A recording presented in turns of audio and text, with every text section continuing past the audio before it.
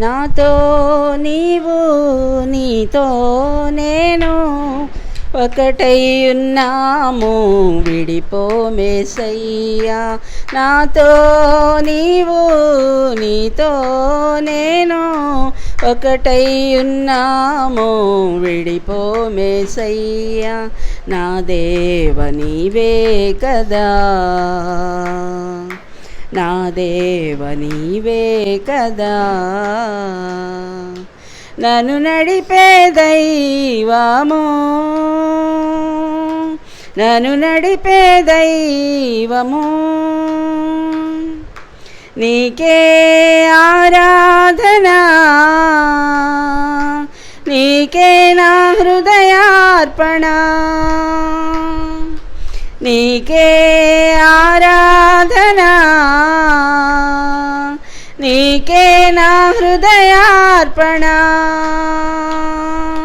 నాతో నీవు నీతో నేను ఒకటై ఉన్నాము, విడిపోమేసయ్యా. ఒకటి కంటే ఎక్కువగా ఎన్నో మారులు చేసిన పాపములన్నిటినీ క్షమించిన దేవా. ఒకటి కంటే ఎక్కువగా ఎన్నో మారులు చేసిన పాపములన్నిటినీ క్షమించిన దేవా. పరిశుద్ధతతో నన్ను నింపితివయ్యా, ఆత్మతో నన్ను నడిపితివయ్యా. పరిశుద్ధతతో నన్ను నింపితివయ్యా, ఆత్మతో నన్ను నడిపితివయ్యా. నీకే ఆరాధన, నీకే నా హృదయార్పణ. నీకే ఆరాధన, నీకే నా హృదయార్పణ. నాతో నీవు నీతో నేను ఒకటై ఉన్నాము, విడిపోమేసయ్యా. వేయి నోళ్లతో స్తుతించిన తీర్చలేను నీ రుణం. వేయి నోళ్లతో స్తుతించిన తీర్చలేను నీ రుణం. కోటి కంఠాల సమ్మేళనం నేను స్తుతించుటకే ఈ జీవితం. కోటి కంఠాల సమ్మేళనం నేను స్తుతించుటకే ఈ జీవితం. నీకే ఆరాధన,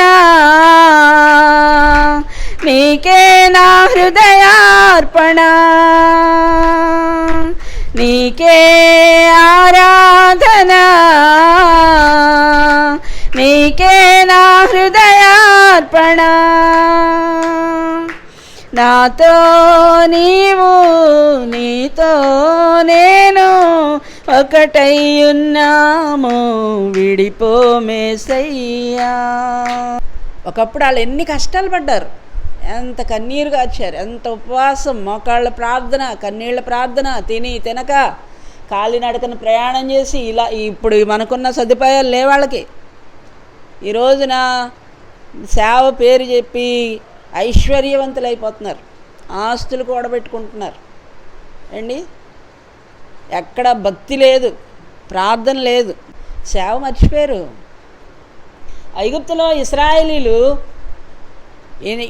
ఒక రాజులుగా ఉన్నటువంటి ఆ వంశం, ఆ గోత్రాలు ఎందుకు దాసులైపోయారు? దాసులుగా ఎందుకు మారిపోయారు? బానిసత్వంలోకి ఎందుకు వెళ్ళిపోయారు?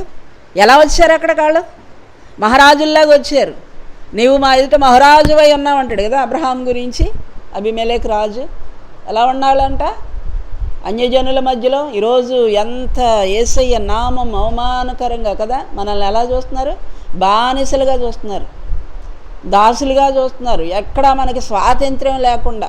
ఇజ్రాయేలీలు కూడా ఐగుప్తు దేశంలో యోసేపుని ఎరగని రాజు వచ్చిన తర్వాత రాజు ఏం చేశాడట, ఇప్పుడు భార్యాభర్తలు ఇద్దరు ఉద్యోగాలకు వెళ్ళవలసిన పరిస్థితులు వచ్చాయి. జీతం లేదు ఏండి, పనులు లేవు, జీతం ఇవ్వలేదని అడగడానికి లేదు. అడిగితే ఎవరు పట్టించుకుంటారు? ఎవరు పట్టించుకోరు. తమ చేతులారా తమకు అనుకున్న తమ బిడ్డల్ని చంపుకోవలసిన పరిస్థితి, నదుల్లో పారేయాల్సిన పరిస్థితులు ఏర్పడ్డాయి. మగపిల్లడు పుట్టాడా తీసుకెళ్ళి నదిలో పడేయాల్సిందే. ఇంత భయంకరమైన పరిస్థితులకి గల కారణం ఏంటంటే క్రైస్తవులే ఏండి. ఎందుకంటే మనకి కష్టం వస్తేనే ప్రార్థన చేస్తాం. మనం పరిస్థితులన్నీ దాటేసి గట్టెక్కేసిన తర్వాత ఇంక ప్రార్థన రాదు మనకి. పూర్వకాలంలో భక్తులట రాత్రి పగలు తేడా లేకుండా మందిరాల్లో పడి దొర్లి ఏడ్చి ప్రార్థన చేసేవారట. ఈరోజు సుఖభోగాలు ఎక్కువైపోయినాయి. ఎవడ ప్రార్థన చేస్తున్నాడు ఇప్పుడు? అంత ప్రార్థనా పరులు ఉన్నారా అసలు? కన్నీరు విడిచి దుఃఖించుచు దేవుడు అంటాడు, మనపూర్వకంగా తిరిగి నా దగ్గరికి రండి అంటాడు. మహారోదనముతో కన్నీళ్లతో ప్రార్థన చేయండి అంటాడు. ఎవరున్నారు? పరిస్థితులన్నీ మారిపోయాక ఎందుకు వస్తుంది ఏడుపు ఏంటి? కష్టకాలంలో ఉన్నప్పుడు ఏడుస్తాం, దుఃఖపడతాం, ప్రార్థన చేస్తాం. కష్టం తీరిపోయాక పరిస్థితి మారింది, ఐశ్వర్యం పెరిగింది, డబ్బులు పెరిగాయి, సుఖం పెరిగింది, బయట ఎన్ని ప్రతికూలమైన పరిస్థితులు మనకు వినబడుతున్నా కూడా మనకేం చేంగుట్టినట్టు కూడా ఉండదు. మనం ఏం చేస్తామంటే చక్కగా ఏసీ రూమ్లో కూర్చొని, అవునా, ఆల్రెడీ మబ్బులకు అమ్ముకొచ్చేస్తూ ఉంటాయి. ఓ పక్కన మబ్బులకు అమ్ముకొచ్చేస్తూ ఉంటుంది. పెద్ద తుఫాన్ రావడానికి సిద్ధంగా ఉంది, భూమి పునాదులు కదిలిపోవడానికి సిద్ధంగా ఉంది. అయినా కానీ మనం ఎలా ఉన్నామంటే నిశ్చింతగా తిని తాగి సంతోషించి బాగుంది కదా, మనకి పరిస్థితులు అన్నీ బాగున్నాయి కదా, ఏం కష్టం ఏముంది? దేవుడు అన్నీ ఇచ్చాడు, సంపదలు ఇచ్చాడు, సొత్తులు ఇచ్చాడు, అన్నీ ఇచ్చాడు. ఇప్పుడు అంత ఏడవలసిన పని వచ్చింది. ఏమీ లేకపోతే ఏడుద్దాం, అన్నీ ఉన్నాయి కదా, ఇప్పుడు ఏడవలసిన పని ఏంటి? కన్నీటి ప్రార్థన అనుభవాలు కోల్పోయామండి మనం. ప్రతి రాత్రి దావీదు అంటాడు, ప్రతి రాత్రి కన్నీరు విడిచుచు నా పరుపు తేలజేయుచున్నాను ప్రభువా అంటాడు. ఎందుకంత కన్నీరు దావీదుకి? ఎందుకంత ప్రార్థన? జనులు నీ ధర్మశాస్త్రాన్ని అనుసరించట్లేదు అండి. దావీదు జీవితంలో దావీదుతో దేవుడు అంటాడు, ఒరే దావీదు, నేను నిన్ను గొర్రెల దొడ్డిలో నుంచి తీశాను, సింహాసనం మీద కూర్చోబెట్టాడు, రాజు అయ్యాడు. రాజు కాదండి, చక్రవర్తి అయ్యాడు. చక్రవర్తి అంటే ఏంటి? వంశం అంతా కూడా చక్రవర్తి రాజుల వంశంగా మార్చబడింది, సంతానం అంతా. అవునా? అప్పటి వరకు ఎవరు వాళ్ళు? ఒక రాజు దగ్గర సేనాధిపతులుగా వాళ్ళ అన్నగారులు ఉన్నారు, ఈయనేమో గొర్రెల కాపరిగా ఉన్నాడు. కానీ ఈరోజు దేవుడు చక్రవర్తిని చేశాడు. ప్రపంచమంతా తెలుసు దావీదు అంటే ఎవరో.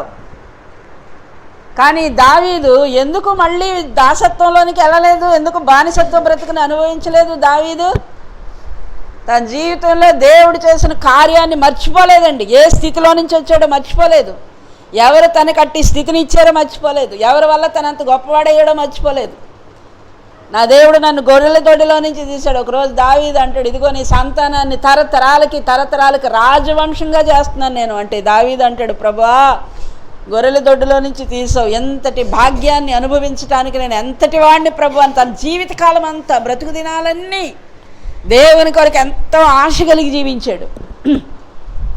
ఆయన మందిరం పట్ల ఆశ కలిగి జీవించాడండి. మన జీవితంలో కొన్ని పరిస్థితులు తారుమారు అవగానే ఇంక మందిరం గుర్తురాదు మనకి, అంతేనా?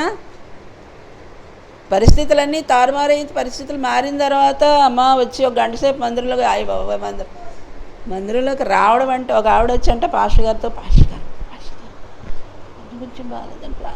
ఏంటమ్మా అంటున్నాడంట. ఆయన సిగ్గేహత్తుని చెప్పడానికి, సమస్య చెప్పడానికి సిగ్గుపడిపోతుందంట.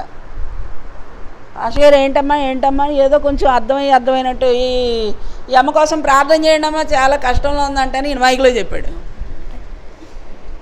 మైక్లో చెప్తే ఎవరో విన్నారు. ఆయన వచ్చి అంటున్నాడు, పాస్టర్ గారు ఎవరికి వినపడకుండా గుసగుసలాడుతుంది, ఇదిలో పంపు దగ్గరికి రండి, ఈవిడ 7 రాష్ట్రాలకు వినబడుతుంది ఈవిడ స్వరం అన్నారంట. చర్చిలో పాస్టర్ గారి దగ్గర సమస్య చెప్పడానికి నోట్లోంచి మాట రావట్లేదు, గుసగుసలాడుతుంది. వచ్చి పంపు దగ్గర 7 రాష్ట్రాలకు వినబడేలా మాట్లాడుతుందంట. మనం కూడా అంతే, మొత్తం వాక్యం చెప్పేటప్పుడు పాటలు పాడేటప్పుడు మాట్లాడుకుంటూ ఉంటారు, వాక్యం చెప్పేటప్పుడు మాట్లాడుకుంటూ ఉంటారు. ప్రార్థన చేయండి అమ్మా అనేటప్పుడు ఒక్కళ్ళకి స్వరం రాదు అసలు బయటికి. చెవులు నెక్కబొడిచి విన్నా కూడా ప్రార్థన ఏమైనా వినబడుతుందా అంటే సిగ్గేహత్తా ఉంటుంది ప్రార్థన చేయడానికి. దేవుడు కూడా మనల్ని చూసి సిగ్గుపడతాడు. అది అంతే కదా. మనం ఈరోజు దేవుని సన్నిధిలో దేవునికి ప్రార్థన చేయడానికి సిగ్గుపడితే దేవుడు మనల్ని చూసి సిగ్గుపడ్డా, దేవుని పాదాలు పట్టుకొని మన స్థితి మారినా కూడా మనం మేము బాగానే ఉన్నాం కదా, మా పరిస్థితులు బాగానే ఉన్నాయి కదా, మేమెందుకు ప్రార్థన చేయడం. ఒక ఆవిడ అన్నదంట పాస్టర్ గారితో, పాస్టర్ గారు నాకు ఎన్ని బాధలు ఉన్నా సరే నేను ఎప్పుడు దేవుడికి చెప్పలేదండి అందంట. మంచిది, నీ బాధలు అలాగే ఉంటాయి. ఇంకా అన్ని బాధలు ఎందుకు ఉన్నాయి? నువ్వు దేవుడికి చెప్పట్లేదు కాబట్టి అన్ని బాధలు ఉన్నాయి. నాకు ఎన్ని బాధలు ఉన్నా సరే దేవుడికి చెప్పదంటే ఈవిడ. మరి ఎవరికి చెప్తుందో? ఎవరికి చెప్పాలా? మన బాధలు ఎవరికి చెప్పుకోవాలా అండి? పక్కింటి వాళ్ళకి ఎదురింటి వాళ్ళకి చెప్తే ఇదివరకు అంట 5 రూపాయలు కొట్టరా అనేవారంట. కొట్టడం ఏంటో మరి. ఈరోజు 5 రూపాయలు చెల్లట్లేదండి. ఈరోజు 100 కొట్టరా 100 కొట్టరా అంటున్నారు. ఎంత కొట్టాలంట? 100 కొట్టరా. సిగ్గులేదేంట్రా? ఎరా మీ దేవుడు అడుక్కుని వాళ్ళ ఉంచాడా నిన్ను? 100 కొట్టరా అని అడుగుతావేంట్రా? మీ దేవుడు ఆస్తి కర్తలుగా చేస్తాడు కదా, బోళ్ళు సమృద్ధి ఇస్తాడు కదా, 100 రూపాయలు అడుక్కుంటున్నావేంట్రా? ఏ తీసుకా అని పడేసాడంట. అది కింద పడిపోయింది. ఏం చేయాలి ఇప్పుడు? చేతికి ఇవ్వలేదాడు, ఇదిగో తీసుకో అని ఇసిరేసాడు. వీడేం చేయాలి ఇప్పుడు? ఒంగోని అవమానమే కదా, అవమానమేనా కదా. దేవుడు అంటాడు మీరు తలగా ఉంటారు కానీ తోకగా ఉండరు. ఎందుకు తోకగా మారిపోవాల్సిన పరిస్థితులు ఎందుకు వచ్చాయి మనకండి? ఎంత కష్టం వచ్చినా, ఎంత బాధ వచ్చినా, ఎన్ని పరిస్థితులు వచ్చినా ఏదో మన సొంత ప్రయత్నం చేద్దామని మన చిత్తానికే మనం అప్పగించుకొని బయలుదేరతాం. కానీ అరే పరిస్థితులు ఇంత ప్రతికూలం అయిపోతున్నాయి, దేవుని పాదాలు పట్టుకొని దేవా ఇశ్రాయేలీయులు ఐగుప్తులో దాసులైపోవడానికి కారణం వాళ్ళ పరిస్థితులన్నీ తారుమారైపోతున్నాయి. మంచి మంచి హోదాల్లో మంచి మంచి ఉద్యోగాల్లో ఉన్న వీళ్ళంతా ఇప్పుడు ఏమైపోయారంట? కూలి పనులకి వెళ్ళాల్సిన పరిస్థితి వచ్చింది. ఇటుకలు తయారు చేసే పరిస్థితి వచ్చింది. ఆ ఇటుకలు తయారు చేసే పరిస్థితి వచ్చినా కూడా వాళ్ళు దేవుని దగ్గరికి రావట్లేదు. ఎందుకు ఇలాంటి పరిస్థితి మనకి ఏర్పడింది? పిల్లల్ని తీసుకెళ్ళి నీళ్ళల్లో పడేసే పరిస్థితి వచ్చింది. అయినా కానీ వాళ్ళు కడుపు నిండా పిల్లలకి ముద్ద పెట్టుకునే పరిస్థితులన్నీ తారుమారైపోయినాయి. అయినా కానీ అండి 400 సంవత్సరాలు, సంవత్సరం కాదు 2 సంవత్సరాలు కాదు, దేవుడు ఆల్రెడీ వీళ్ళ కొరకు ఒక ప్రవక్తని సిద్ధం చేసేసే ఉంచాడా లేదా? 400 సంవత్సరాలకు ముందే పుట్టాడా మోషే? సకల విద్యా ప్రవీణుడిగా ఎదుగుతున్నాడండి. రాజవంశంలో ఐశ్వర్యంతో తొలతూగుతున్నాడు. వేళల్లో చైతన్యం రావట్లేదు, వేళల్లో దేవుని దగ్గరికి వెళ్ళాలి ప్రార్థన చేయాలనే తలంపు రావట్లేదు. ఇన్ని కష్టాలు పడుతున్న దేవుడు ఎందుకు చూస్తా ఊరుకున్నాడంటే వాళ్ళు ఎప్పుడు నోరు తెరుస్తారో అప్పుడు ఆయన కదులుదామని చూస్తున్నాడు. వాళ్ళ కొరకు ఆల్రెడీ ఒక ప్రవక్తను సిద్ధం చేసే ఉంచాడు. ఆయన ఆల్రెడీ పుట్టాడు, 40 సంవత్సరాలు పెరిగాడు ఐగుప్తులో. అక్కడి నుంచి దేవుడు మళ్ళా ట్రైనింగ్ కోసం ఎక్కడ పంపించాడు? మిద్యాను అరణ్యానికి పంపించాడు. అవునా? అక్కడ గొర్రెల్ని మేపే పనిలో ఉన్నాడు ఆయన. మోషే గురించి తక్కువగా అంచనా వేయకూడదు. ఐగుప్తు సకల విద్యా ప్రవీణుడు అంటే రామసేస్ పట్టణాలు అవి ఉన్నాయి కదా, పిరమిడ్స్, అందులో 2 పిరమిడ్స్ కట్టింది ఈయనే, మోషే కట్టించాడంట. మోషే చరిత్ర గ్రంథాలు ఉన్నాయి. మోషే పిరమిడ్లు కట్టాడు. గొప్ప ఆర్కిటెక్చర్ అనమాట, గొప్ప ఇంజనీర్, గొప్ప ఆర్కిటెక్చర్. ఇంకా చెప్పుకోవాలంటే ఒక పట్టణ అధికారి, ఒక పట్టణానికి అధికారి. ఇంకా చెప్పాలంటే ఒక సైన్యానికి అధికారి.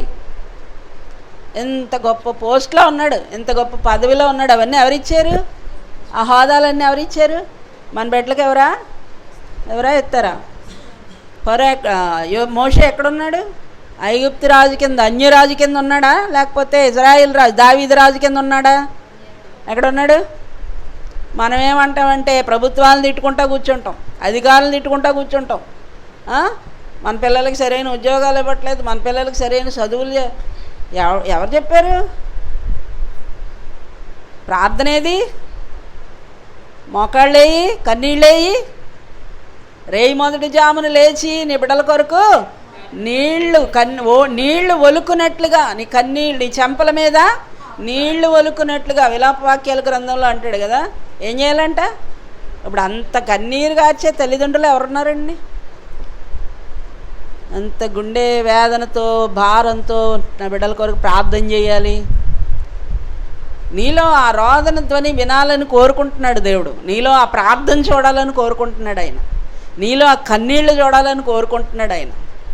పౌలు అంటాడు, అనేక అర్హతలు ఉన్నాయి, నాకు అనేక యోగ్యతలు ఉన్నాయి, అవన్నీ పెంటతో సమానంగా వదిలేసుకున్నాను. దేవుడు నాకు అపోస్తలత్వాన్ని ఇచ్చాడు అనేకులకు సువార్త ప్రకటించడానికి. కానీ అనేకులకు ఉపదేశించిన తర్వాత నేను భ్రష్టుణ్ణి అయిపోతానేమో అని ఉపవాసాలతో, జాగరణ ఎందుకు చేయాలా? నిద్రను త్యాగం చేయడం చాలా కష్టం కదా. కొంతవరకు 10 గంటలు 11 గంటల వరకు, ఇక చూడండి అక్కడి నుంచి ఊపుతూ ఉంటుంది కదా. తాగిన వాళ్ళు ఊగినట్టు ఊగుతూ ఉంటాం. కష్టమేనా కదా? నిద్రను త్యాగం చేయడం ఎంత కష్టం అండి. సెకండ్ షో సినిమా చూస్తే నిద్ర రాదు, అవుతుందా? రాదు. ఆ సినిమా చూసి ఇంటికి వచ్చేసరికి 2-3 అయిపోయింది. ఆటోలు, రిక్షాలు దొరికి అవి పట్టుకొని వచ్చేటప్పటికి 2 అంత. సినిమా చూసింది 12ంటికి సినిమా అయిపోయినా ఇంటికి వచ్చేసరికి 1 గంట 2. అయినా నిద్ర రాదు. మళ్ళీ ఇంటికి వచ్చిన తర్వాత మళ్ళీ ఆ స్టోరీ మళ్ళీ రిపీట్ చేయాలి కదా. పడుకోయా బాబు పొద్దున్న చెప్తీగానంటే అబ్బే అక్కడ చూసిందంతా ఇక్కడ చెప్పేయాలి. మళ్ళీ అక్కడేమో సెకండ్ షో, ఇక్కడ థర్డ్ షో. కానీ దైవ సాన్నిధ్యంలో కూర్చుంటే ఊగిపోతూ ఉంటుంది, ఊరికే పూనకం వచ్చినట్టు బలవంతంగా రెప్పలు తెరిచి. మిస్టర్ బీన్ అని ఒకడు ఉంటాడు, ఆడు చూసిదాన్ని నేను పిల్లలు చూపించేవారు చిన్నప్పుడు. ఆడికి పాపం చర్చిలోకి వచ్చి కూర్చున్నాకే ఒక ఆవిడ అన్నదంట, ఇంట్లో ₹1,00,000 పరుపున్నా సరే నిద్ర పడతలేదు పాస్టర్ గారు, ప్రార్థన చేయండి.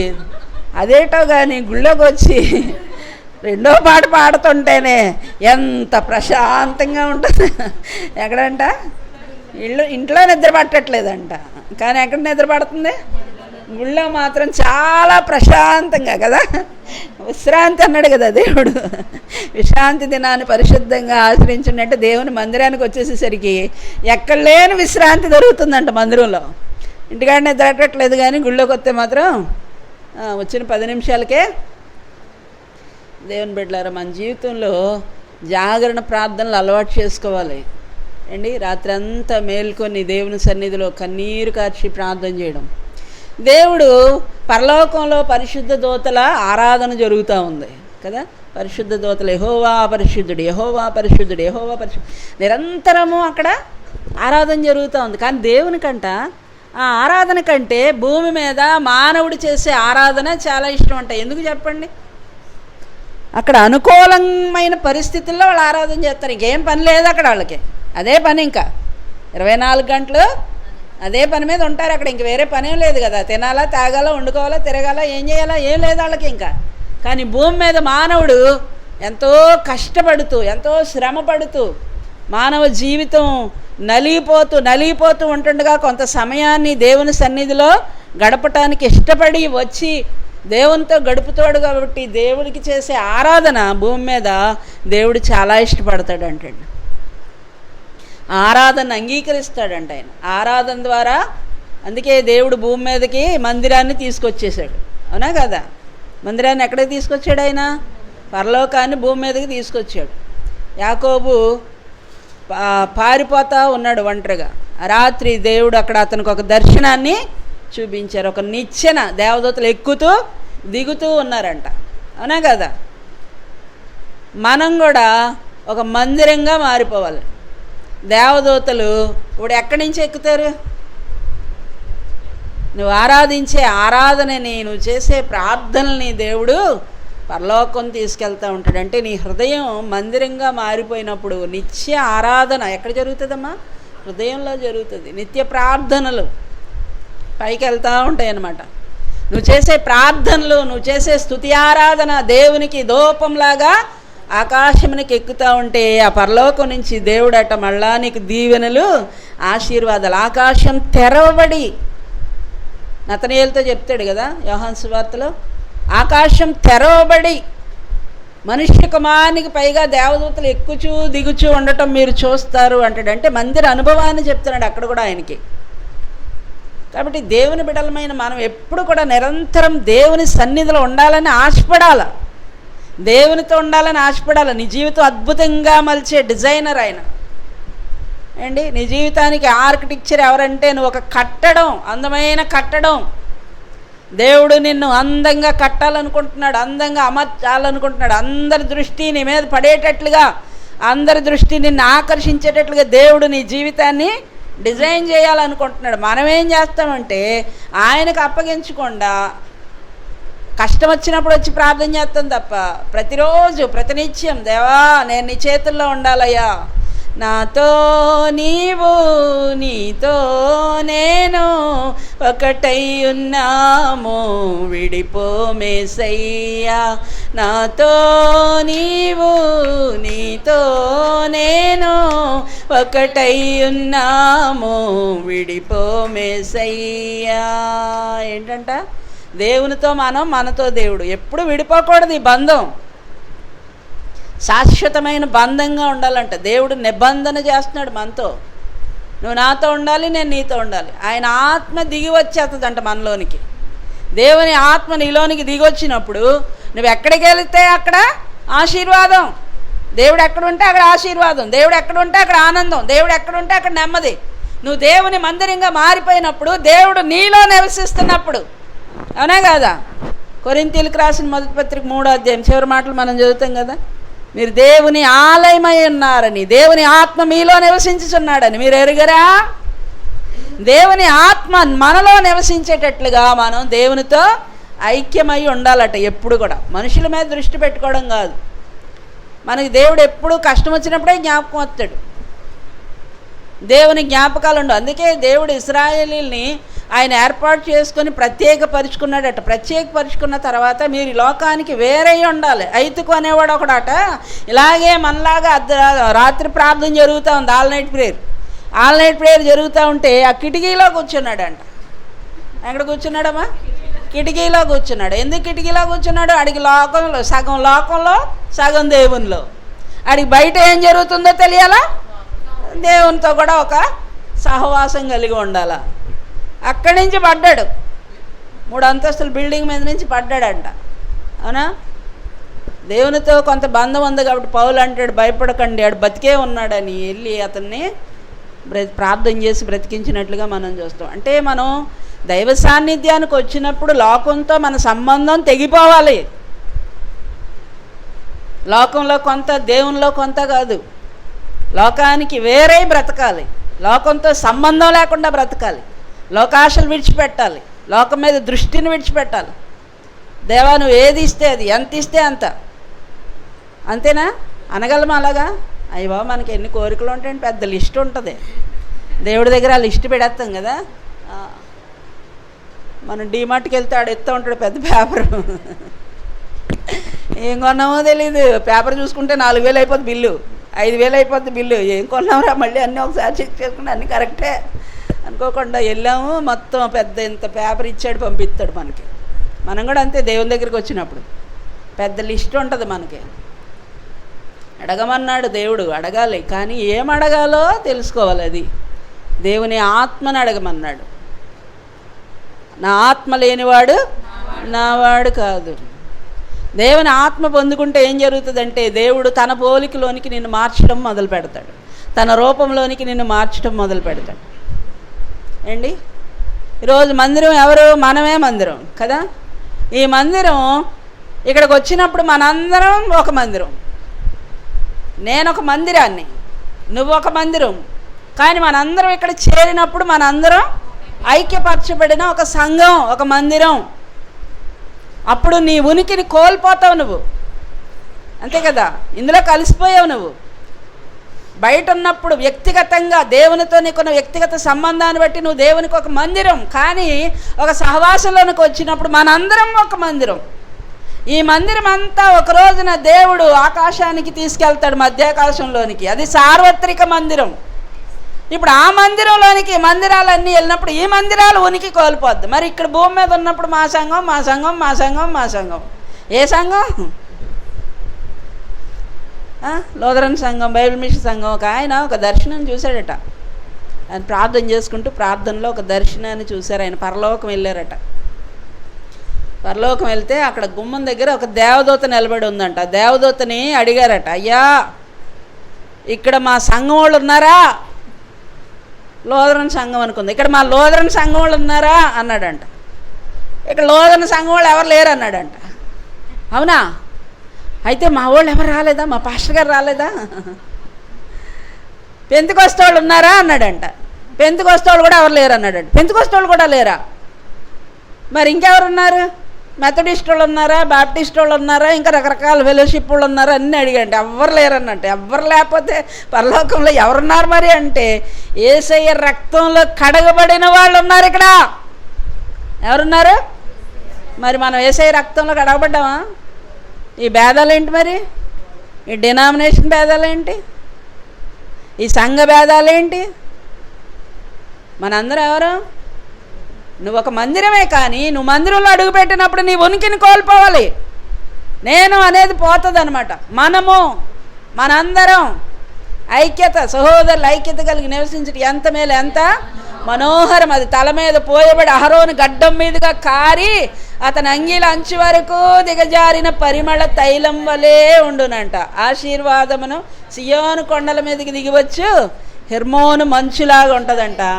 ఆశీర్వాదమును శాశ్వత జీవమును అచ్చట ఉండవలెనని. ఎచ్చట? ఎక్కడ ఐక్యత ఉంటుందో అక్కడ. సహోదరులు ఎక్కడైతే ఐక్యత కలిగి ఉంటారో అక్కడ ఉంటుంది ఆశీర్వాదం, అక్కడ ఉంటుంది శాశ్వత జీవం. ఆశీర్వాదం అంటే భూమి మీద సంబంధించింది. భూమి మీద నువ్వు ఆశీర్వదించబడాలంటే నీ పక్కనోడితో ఐక్యత కలిగి ఉండాలి. సహోదర ప్రేమ నిలవరముగా ఉండనీయుడి. సహోదర ప్రేమ కలిగి ఉండాలి. రెండవది శాశ్వత జీవం, పరలోక సంబంధమైన ఆశీర్వాదం. దేవునితో నిత్యత్వంలో ఉండాలా ఉండద్దా? మనందరం చాలామంది ఏం చేస్తున్నారంటే భూ సంబంధమైన వాటి వరకే చూస్తున్నారు. దేవుణ్ణి ఎందుకు వెతుకుతున్నారంటే డబ్బులు రావాలి, జబ్బులు పోవాలి. అంతేనా? చేతి నిండా డబ్బులు రావాలి. డబ్బులు వస్తే దేవుడు ఎందుకు నీకు? ఒంట్లో జబ్బులు పోవాలి. డాక్టర్ దగ్గరికి వెళ్తే డాక్టర్ ఏం చేస్తాడు? డాక్టర్ దగ్గరికి వెళ్ళావు, ఏదో బలహీనతతో డాక్టర్ దగ్గరికి వెళ్ళావు. డాక్టర్ ఏం చేస్తాడు? డయాగ్నోస్ చేస్తారు ముందు, అవునా కదా? టెస్టులు చేస్తారు. టెస్టులు చేసిన తర్వాత నీకు ఫలానా జబ్బు వద్దే పోవయ్యా అంటాడా? ఆ తర్వాత ఏం చేస్తాడు? మెడిసిన్ ఇస్తాడు, ప్రిస్క్రిప్షన్ ఇస్తాడు. ఆ ప్రిస్క్రిప్షన్ ఇచ్చేటప్పుడు కొన్ని రూల్స్ చెప్తారు ఆయన. ఆ ట్యాబ్లెట్లు ఏ టైంకి వేసుకోవాలో, ఏం తినాలో ఏం తినకూడదు. ఎక్కువగా ఆయుర్వేదంలో కదా, ఆయుర్వేదంలో మెడిసిన్, మన ఇంగ్లీష్ మెడిసిన్లో చెప్పరు. కానీ ఎవరు సంజయ్ గారు చెప్తా ఉంది, మోకాలు అరిగిపోయినాయి అంట, మోకాలు నొప్పులు వస్తున్నాయి, కింద కూర్చోవద్దమ్మా అసలు అన్నారంట. గుడ్డు, బంగాళదుంప, ఇంకా ఏయో కొన్ని తినొద్దని చెప్పారంట. డాక్టర్ ఏం చేస్తాడు? డయాగ్నోసిస్ చేసి ప్రిస్క్రిప్షన్ రాసి అది పాటించి ఆ మందులు వేసుకుంటే నీకు తగ్గుతుంది. కానీ ఆ మందులు వేసుకునే విధానం చెప్తాడు. ఏం తినాలో ఏం తినకూడదో చెప్తాడు. బైబిల్ కూడా ఏం చెప్తుంది? ఏం చేయాలో ఏం చేయకూడదో చెప్తుంది. అది తాళం తీయపోయారా? ఇబ్బంది పడతారేమో. ఏం తినాలో ఏం చెయ్యాలో ఏం చేయకూడదు రెండు చెప్తారా? బైబిల్ రెండు చెప్తుందా చెప్పదా? దేవుని వాక్యపు అర్థం దగ్గరికి వచ్చినప్పుడు వాక్యం నిన్ను డయాగ్నోసిస్ చేస్తుంది, నిన్ను పరీక్షిస్తుంది. అది నీ నడకని పరీక్షిస్తుంది, నీ మాటను పరీక్షిస్తుంది. అవునా? వాక్యం ఏం చేస్తుంది? నీ మాట ఎలా ఉందో, నీ నడక ఎలా ఉందో. బైబిల్ గ్రంథంలో చాలా మాటలు ఉన్నాయి. పొగరబట్టిన మాటలు మాట్లాడకండి, కొమ్ము ఎత్తకుడి, ఎత్తుగా కొమ్ము ఎత్తకుడి. అవునా? పొగరు పట్టిన మాటలు మాట్లాడకండి. దావీదు అంటాడు కదా 120వ సంకీర్తనలోన, ఏమంటాడు? అబద్ధమాడు నాలుక, మోసకరమైన నాలుక, ఇంతకంటే నీకేమి చేయను, ఎంతకంటే అధికంగా నీకేమి చేయను. తంగేడు నిప్పులతో కూడిన బాణములను, బలాఢ్యుల వాడిగల బాణములను నీ మీద వేయును అంటాడు. అబద్ధములాడే నాలుకంట, మోసకరమైన నాలుకంట. దాన్ని ఏం చేస్తాడట దేవుడు? ఏంటి మరి ఆదిమ సంఘం ప్రారంభమైనప్పుడు దేవుడు అంటాడు, మీరు పరిశుద్ధాత్మతో నింపబడేటట్లుగా మొదట ఏం చేయాలా? 10 రోజులు కనిపెట్టండి. ఇప్పుడు ఆత్మను ఎవరు పొందుకున్నారండి? పరిశుద్ధాత్మ అనుభవాలు ఉన్నాయి. ఇప్పుడు పరిశుద్ధాత్మను పొందుకున్నామంటున్నారు. ఎలా చెప్తారు పరిశుద్ధాత్మను పొందుకొని? ఆ రోజు అనుభవాలు చూడండి. పక్షవాయు కలిగిన వాళ్ళు లేచి నడిచారు, అవునా? స్వస్థతలు జరిగాయి, అద్భుతాలు జరిగాయి, సంఘం విస్తరించబడింది, కృపావరాలు పొందుకున్నారు, అద్భుతాలు చేసే శక్తిని పొందుకున్నారు, దయ్యాలు వెళ్ళగొట్టే వరాన్ని పొందుకున్నారు. ఈరోజు ఎక్కడ కనపడుతున్నాయి? ఒక ఆయన ఒక అమ్మాయిని తీసుకొచ్చి నించోబెట్టారు, 2 పట్టుకున్నారు అటు ఇటు. ఆయన అంటున్నాడు, ఇక్కడ ఎవరున్నారు అంటే, ఎవరు లేరు ఇక్కడ అంటుంది. ఎవరున్నారు ఇక్కడ? ఎవరు లేరు, నీ గురించి నాకు అంతా తెలుసు అంటుంది. ఎవరిని? పాస్టర్ గారిని. దాన్ని అంత మాట్లాడించవలసిన పనే ఉంది నీ పరువు తీసుకోవడానికి? అంతే కదా మరి, పరువు పోతుంది అక్కడ. అతని వల్ల దేవునామానికి అవమానం కలుగుతుంది. అది వెళ్ళలేదు. ఆఖరికి పక్కన పెట్టండి అంటున్నాడు. పక్కన పెట్టేయడానిక నువ్వు 2 మనుషులను పట్టుకోమన్నావు? నువ్వేం మాట్లాడక్కర్లేదు. దేవుని సన్నిధానంలో నువ్వు నిలబడితే దురాత్మని ఎదుటికి వచ్చినప్పుడు అదే గిలగిల్లాడిపోతుంది, అవునా కదా? అసలు నీ ఎదుట నిలబడ్డానికే భయపడుతుంది. నీ చెయ్యేసి నీ పేరేంటి, ఎక్కడి నుంచి వచ్చావు, ఎందుకు వచ్చావు, ఏం చేద్దామని వచ్చావు, ఇవన్నీ ఎందుకు? బైబిల్లో అడిగారా యేసయ్య ఇవన్నీ? ఇవన్నీ అడిగారా? సేన పట్టినోడిని అడిగారు, నీ పేరేంటని కదా సేన అని చెప్పింది. సేన అంటే అర్థం ఏంటి? 1 కాదు 2 కాదు 2000 దయ్యాలు కలిసి ఉన్నాం ఇక్కడ అని చెప్పింది. అది దేవుడు గద్దించినప్పుడు విడిచిపెట్టి వెళ్ళిపోయింది. ఏమి ఇప్పుడు అద్భుతాలు పరిశుద్ధాత్మను పొందుకుంటే? నేను చెప్తున్నాను, ఆత్మను పొందుకోండి, ప్రయత్నించండి, 10 రోజులు అడగండి దేవుడిని. మన దగ్గర దేవుడు కార్యాలు జరిగిస్తున్నాడా లేదా? అద్భుతమైన కార్యాలు జరుగుతూ ఉన్నాయి. దేవుని ఆత్మ సంచరించినప్పుడు గొప్ప కార్యాలు, అద్భుత కార్యాలు దేవుని పెట్టారు. ఆత్మను పొందుకోవాలి, మనం అభిషేకం పొందుకోవాలి, అవునా? శక్తిని పొందుకోవాలి. దేవుడు ప్రతి బలహీనత యేసు నామంలో విడుదల కలుగు చేయాలంతే. గొప్ప స్వస్థత. దేవుని దగ్గర పోరాటం కన్నీళ్లు విడిచి ఇజ్రాయేలీలు మరి బానిసత్వంలోనికి వచ్చేసారు. బాగానే ఉన్నాయి కదా, యోసేపు చనిపోయినా మా జీవితాలు బాగానే ఉన్నాయి కదా అంటే ఏం జరిగింది అంటే, అంతకుముందు యోసేపు ఎంతో కన్నీరు గార్చాడు, ఎంతో వేదన పడ్డాడు, ఎంతో దుఃఖపడ్డాడు, బానిసత్వం అనుభవించాడు, కష్టాల మధ్యలో పెరిగాడు, కన్నీళ్ల మధ్యలో పెరిగాడు. వాళ్ళు చేసిన పాపం ఊరికే పోయిందా? ఇప్పుడు వాళ్ళని బానిసలుగా మార్చింది. ఒకప్పుడు యోసేపుని వాళ్ళు బానిసగా అమ్మేశారు.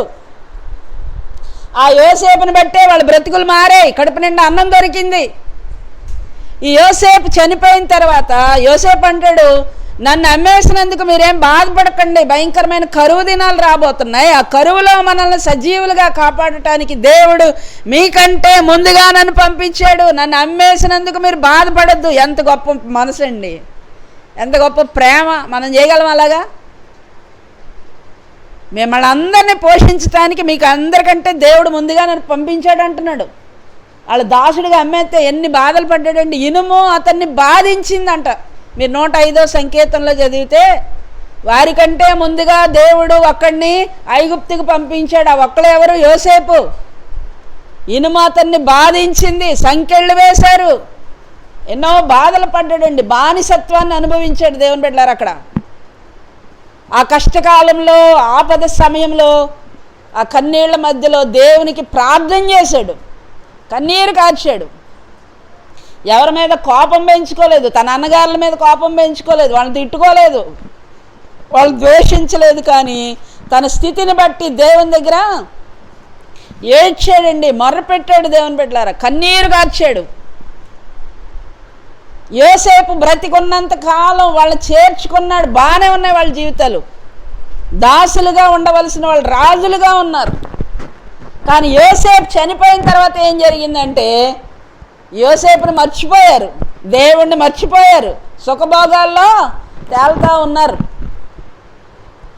ఆ రాజు, యోసేపుని ఎరగని రాజు వచ్చినప్పుడు వీళ్ళు వెళ్ళి యోసేపు గురించి మాట్లాడాలి. అక్కడ మాట్లాడట్లేదు, వీళ్ళే మర్చిపోయారు. అసలు ఐగుప్తులు మర్చిపోవడం కాదు, వీళ్ళే మర్చిపోయారు, ఇజ్రాయేలీలే మర్చిపోయారు. మర్చిపోయి సుఖభోగాల్లో తొలదూగుతూ ఉన్నారట. ఆ సహోదరునికి కీడు చేసి అతన్ని దాసుడిగా అమ్మారు. దేవుడు ఇప్పుడు అది వాళ్ళ మీదకి రప్పించాడు. మనుషుడు ఏం విత్తుతాడో పంట కోస్తాడు. ఆ రోజు యోసేపు ఐగుప్తులో ఆ దాస్యంలో ఎన్ని బాధలు పడ్డాడో, చెయ్యని నేరానికి అన్యాయంగా చెరసాలకు వెళ్ళాడు. ఊరికే పోయిందా పాపం? ఈరోజు వీళ్ళందరూ దాసులు అయిపోయారండి. దేవుడు చూస్తూ ఉన్నాడు. ఎప్పటి వరకు? వాళ్ళు నోరు తెరిచి మొర్ర పెట్టే వరకు. మన జీవితంలో కూడా మన కష్టాలు, మన ఇబ్బందులు, మన శ్రమలు చూడ్డా? ఎఫెసీ సంఘంతో కదా, ప్రకటన గ్రంథంలో 7 సంఘ కాలాలు ఉన్నాయి. మొదటి సంఘమైన ఎఫెసీ సంఘంతో ఏమంటాడు? నీ శ్రమను నేను చూస్తున్నాను, నీ కష్టాన్ని నేను చూస్తున్నాను. చూస్తున్నాడా లేదా? చూస్తున్నాడు, అన్నీ చూస్తున్నాడు ఆయన. కానీ ఎందుకు పెదవి విప్పట్లేదు? ఎందుకు ఆయన కలుగు చేసుకోవట్లేదు? వాళ్ళు ఎప్పుడు నోరు విప్పుతారా అని చూస్తున్నాడు. ఇక ఏడవటానికి, ప్రార్థన చేయడానికి కూడా ఓపిక లేదు వాళ్ళకి. మూలగటం మొదలుపెట్టారంట. తెలుసు కదా మూలగడం అంటే? జ్వరం వచ్చిన వాళ్ళు ఓపిక అంతా అయిపోతుంది. తినడానికి ఓపిక ఉండదు, మాట్లాడడానికి ఓపిక ఉండదు, ఇంకా అంటానే ఉంటారు. మనకేమో అది విసిపొచ్చేస్తూ ఉంటుంది. ఆ మూలిగ ఏంటంటే ఒళ్ళు మండిపోతూ ఉంటుంది, అవునా? కానీ దేవుడట ఆ మూలుగులు విని దిగొచ్చాడంట. దేవుని బిడ్డలారా, దేవుని సన్నిధిలో మనం కూడా మూలుగులీడి ప్రార్థన చేయాలండి. మూలుగులీడికి ప్రార్థన చేయాలి. దేవా, మా చేతులారా మా బిడ్డల్ని నైలు నదిలో పడుతున్నాం. మనం కూడా అంతే. మా చేతులారా మా బిడ్డల్ని లోకానికి అప్పచెప్తున్నాం ప్రభువా, సాతానికి అప్పచెప్తున్నాం ప్రభువా. దుష్టుని చేతుల్లోకి వెళ్ళిపోతున్నారయ్యా. నిన్ను మర్చిపోయాం నాయన, నీ ప్రేమను మర్చిపోయాం నాయన. మా కొరకు నువ్వు రక్తం కార్చావు. ఆ రోజు వాళ్ళు యోసేపుని మర్చిపోయారు, ఈరోజు మనం దేవుడిని మర్చిపోతున్నాం. అన్నీ ఇచ్చిన దేవుడిని మర్చిపోతున్నాం. అందుకే ప్రార్థన చేయట్లేదు. మరి నీకోసం ఏం చేశాడు ఆయన? ప్రతినిత్యం జ్ఞాపకం చేసుకోగలుగుతున్నామా మనం? దావీదులాగా గొర్రెల దొడ్లోంచి తీసావయ్యా, ఎంతటి భాగ్యాన్ని ఇచ్చావయ్యా, ఏ పాటి వాడినయ్యా నేను. ప్రతిరోజు ఏడుస్తాడట, ప్రతినిత్యం జ్ఞాపకం చేసుకుంటాడంట. పగలు లేదు, రాత్రి లేదు, మధ్యరాత్రి వస్తాడంట. సాయంకాలం వచ్చాడు. చూడండి ఒకసారి 119వ సంకీర్తన దగ్గరికి రండి. హల్లెలూయా.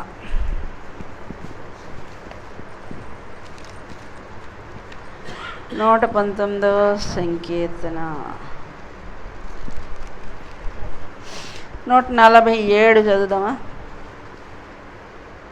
119.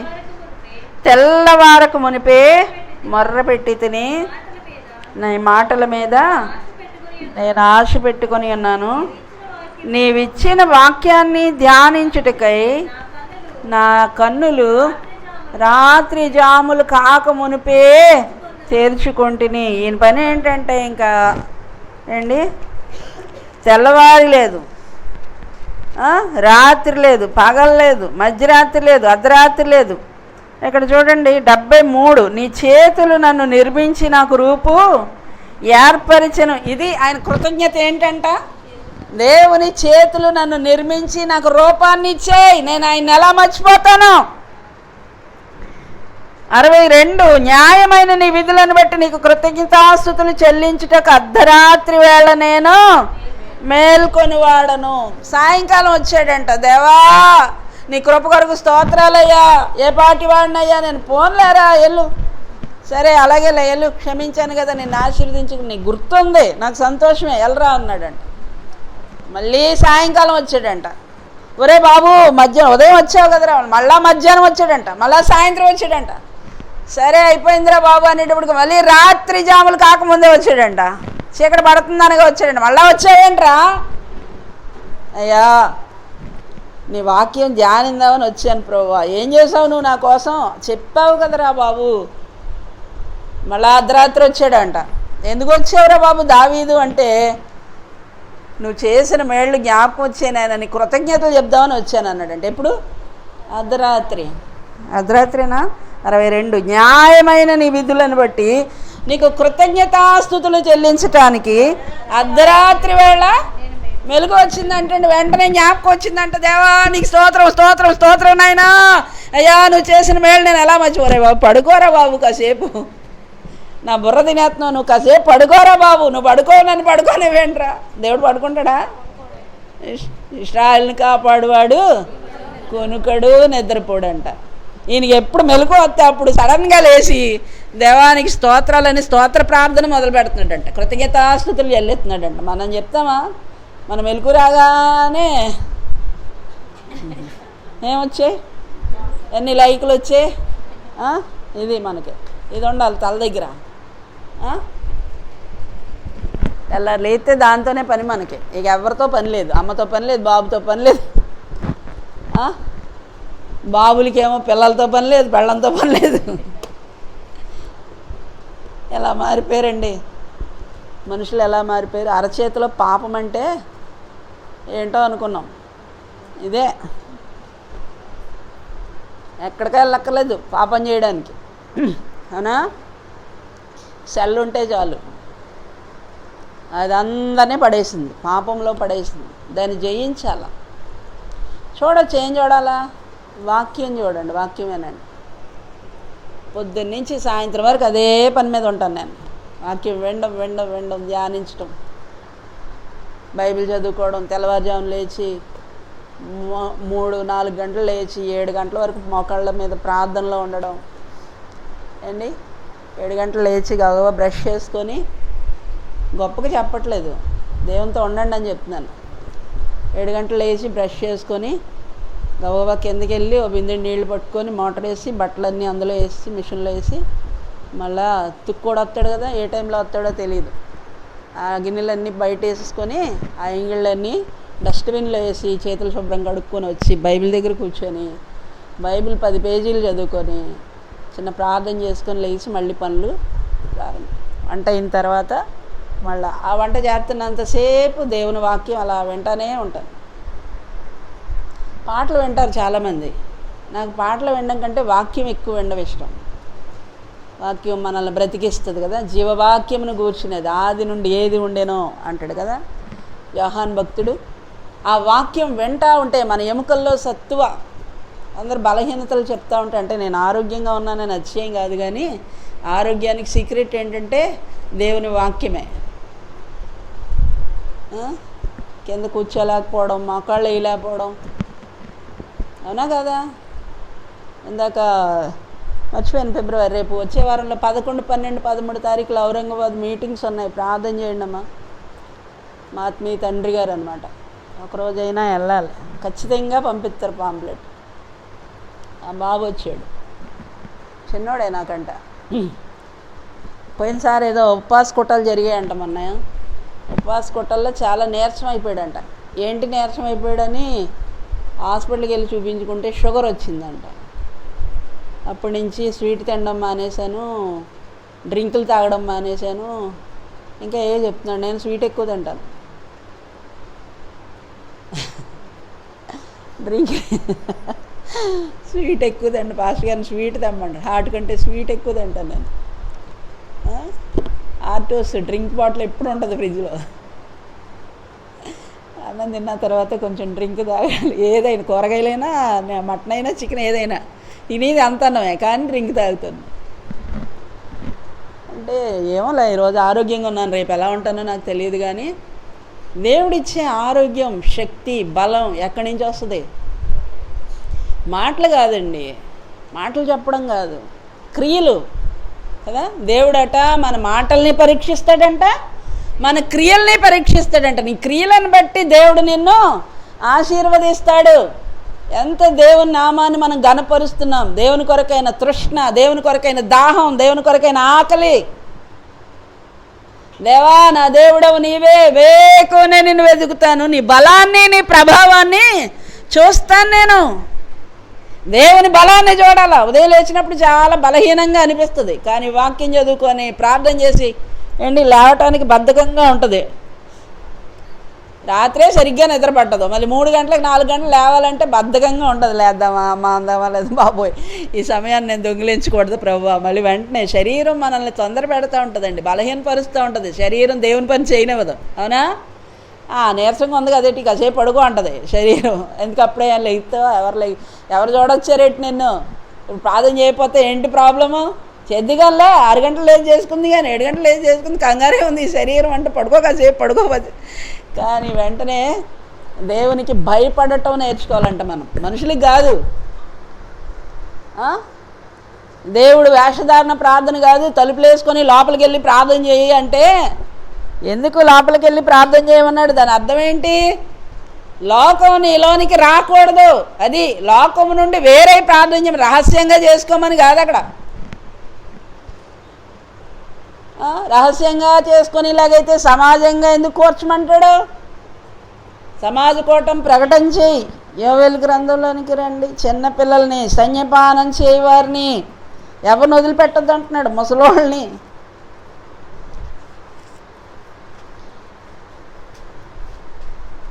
యోవేలు గ్రంథం 2వ అధ్యాయం 16వ వాక్యం, 15వ వాక్యం చూడండి. సియోనులో బాకా ఊదుడి, ఉపవాస దినం ప్రతిష్ఠించండి, వ్రత దినం నియమించి ప్రకటన చేయండి, జనులను సమకూర్చుడి, సమాజ కూటము ప్రతిష్ఠించుడి, పెద్దలను పిలువనంపించుడి, చిన్నవారిని స్తన్యపానం చేయబిడ్డలను తోడుకొని రండి.